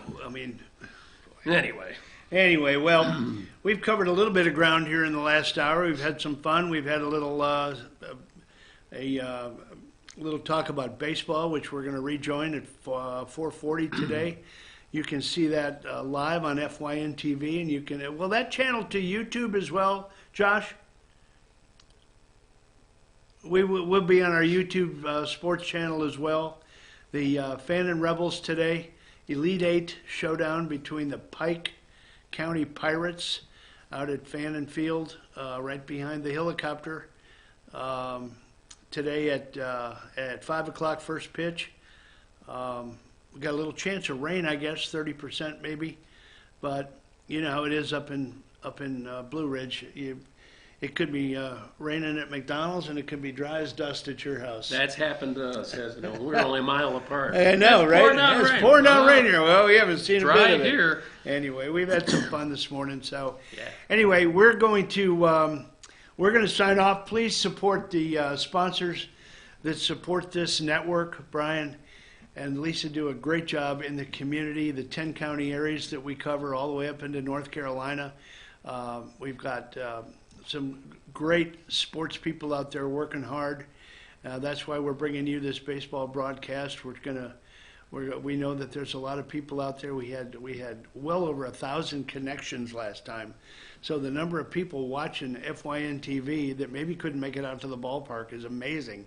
So we've got a sponsor base for that too. So support those people that support this network, and we will see you Friday somewhere, either Sycamore Crossing or Circuit World. But we will be there with Jane and, God willing, Brian, if he doesn't get chewed up today at the commission meeting. Josh, thanks so much for working the helm for us, and we look forward to seeing you this afternoon, and hope everybody stays dry. Take us out of here, Josh.